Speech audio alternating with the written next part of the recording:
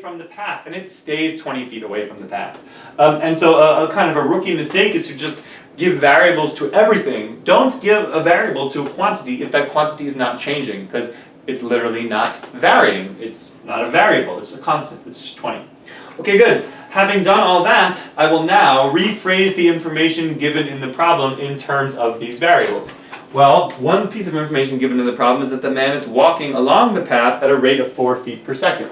So if this man is walking at 4 feet per second, then it means that x is getting bigger at the rate of 4 feet per second. In other words, what we're given in this problem is that dx dt is 4 feet per second. And I think that's it. What is it that we want? Well, actually we're being asked sort of two things. We're being asked at what rate is the searchlight rotating? In other words, what is d theta dt? What is the rate of change of theta with respect to time? And not in general, but at a particular moment. At the moment when the man is 15 feet from the point on the path closest to the searchlight. In other words, what is d theta dt when x is 15?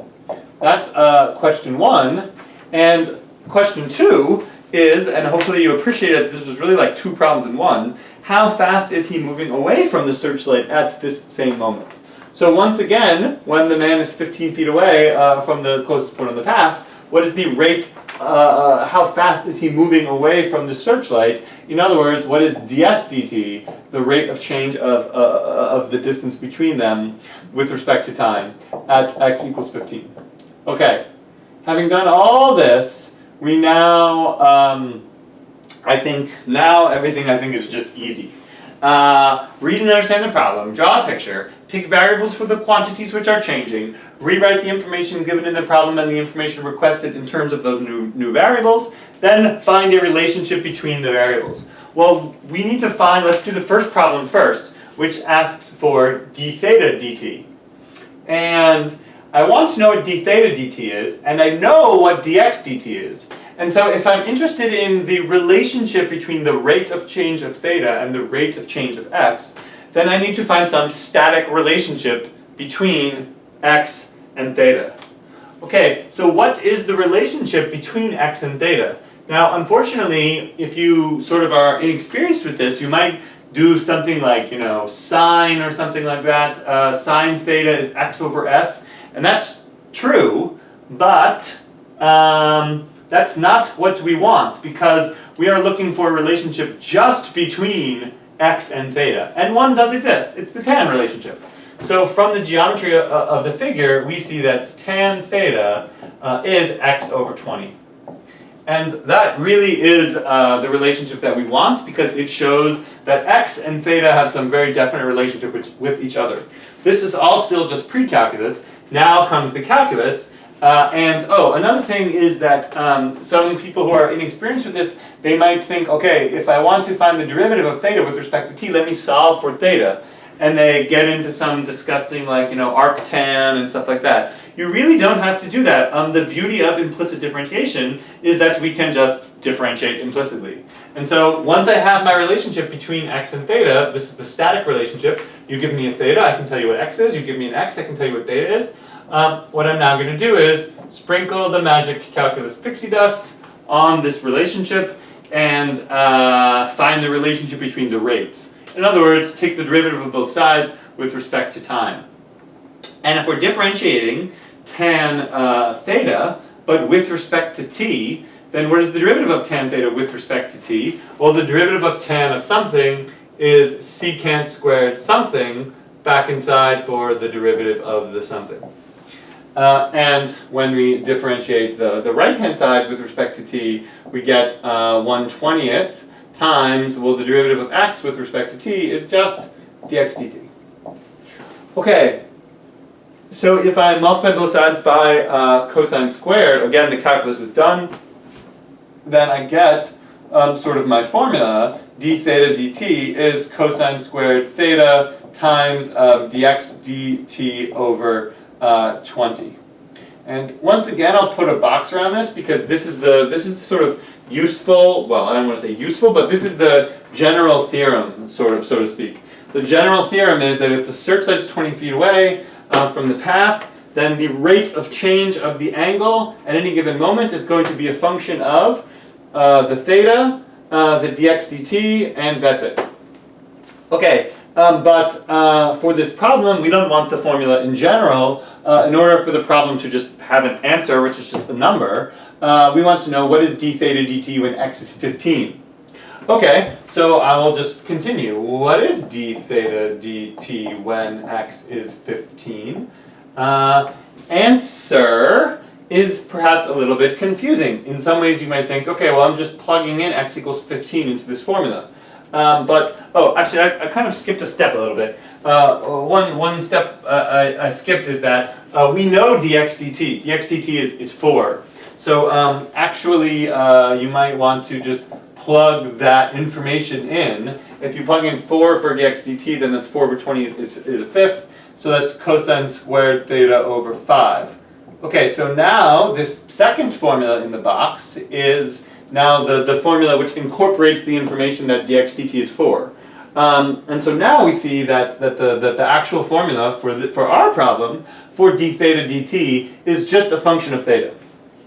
Okay, and now we go to answer the question, which is, what is d theta dt when x is 15?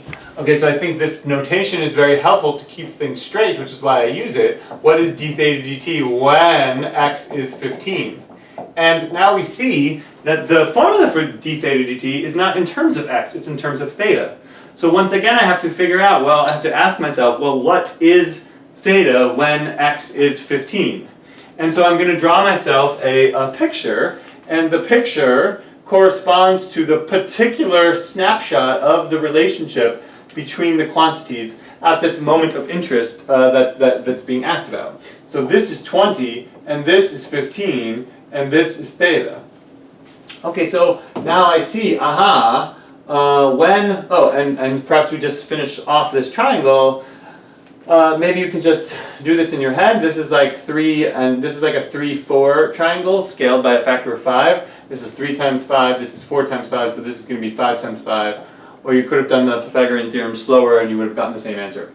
In other words, when x is 15, s is 25, and what is theta? Well, I guess it's like, arctan 3/4 or something like that, right? But I don't even really need to answer that question because the formula wants cosine squared theta. Well, okay, what is cosine theta? You just read it right off the picture. Cosine theta is adjacent over hypotenuse, so 20 over 25, so it's 4/5. And so, I have the answer right here in my paper. What's cosine squared? Cosine squared is just going to be 4/5, squared over 5. And so there it is. The answer to this is 16 over 125, and the units are radians per second. Is the rate at which the searchlight is rotating. And that's because we did this whole problem in radians. We have to do calculus using radians. If you do it using degrees, none of the formulas are true anymore. Okay, second part of the problem is actually kind of just pretty easy because we've done stuff like this before. Now I'm interested in so this we got our answer. It's 16 over 125 radians per second. But here I want to know what ds dt is at x equals 15. Well, now if I want to know ds dt and I know dx dt, then I need to find a relationship between x and s. Well, the relationship between x and s is pretty obvious. It's just a Pythagorean relationship. So x squared plus 20 squared is s squared. And now I just differentiate both sides with respect to t. And the derivative with respect to t of x squared is 2x dx dt. The derivative of 400 is just 0. And this is just 2s ds dt. Okay, so dividing both sides by 2 and solving for ds dt, I get my sort of general formula, which is that ds dt is going to be x dx dt over s. I'll put a box around that, even though no one really usually does that, because that's like my real answer for this problem sort of in general, without worrying about particular numbers.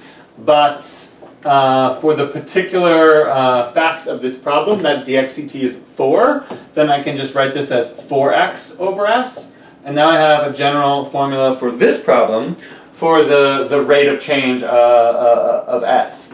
It's a function of x and s. And now, finally, we solve the problem. And the problem says, what is this when x is 15? So, well, what is this when x is 15? It's going to be 4 times 15 over whatever s is when x is 15. Well, just looking back up at this picture, when x is 15, we've already concluded by doing the Pythagorean theorem that s is 25. And so s is 25 when x is 15. So that's 3 fifths. So this is 12 fifths. And so the answer is 12 fifths feet per second is the answer. Okay, hope you watched that at 1.5 speed. See you later.